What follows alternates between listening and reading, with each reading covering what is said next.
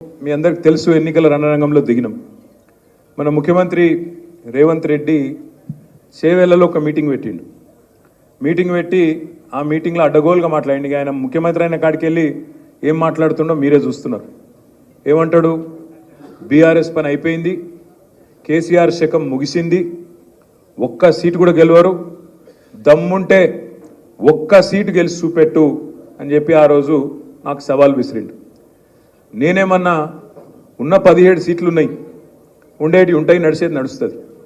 రేవంత్ రెడ్డి నువ్వు చాలా పెద్ద గొప్పనివి కదా, పెద్ద తురుంకాను కదా, ఒక పని చేద్దాం, ఒక్క సీటు కూడా గెలవరన్నావు కదా, అక్కడ ఇక్కడ ఎందుకురా పోయి సప్పుడేక నీ మల్కాజ్గిరి సీటు ఉంది కదా, నువ్వు కొడంగల్ ఎమ్మెల్యేకి రాజీనామా చేయి, నేను సిరిసిల్ల ఎమ్మెల్యేకి రాజీనామా చేస్తా, ఇద్దరం మల్కాజ్గిరిలో తెలుసుకుందాం రా దమ్ముంటే అన్న.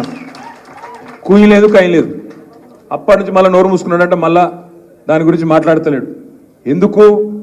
ఎందుకంటే ఆయనకు తెలుసు 5 ఏళ్ళు మల్కాజ్గిరిలో చేసిన ఒక్క పని లేదు, తిరిగిన ఒక్క కాలనీ లేదు, కనీసం ఎన్నడూ కూడా పలకరించిన పాపాన పోలేదు ఆనాడు పార్లమెంట్ సభ్యుడిగా రేవంత్ రెడ్డి. అందుకే ఆయనకు తెలుసు ఆయన వీక్ స్పాట్ మీద కొట్టిర్రు. అమ్మ వీళ్ళు మల్కాజ్గిరిలో 7 గెలిచిండ్రు, దబ్బన గట్టిగా ఆయనతో నేనేమన్నా టెంప్ట్ అయిపోతే ఈ బలుగుతుంది, ఉన్నది పోతుంది, మొత్తం ఉన్న పదవి పోతుంది, ఆయనతో మల్కాజ్గిరి వీక్తుంది అని చెప్పి భయపడి కనీసం నోరు కూడా మెదపలేదు.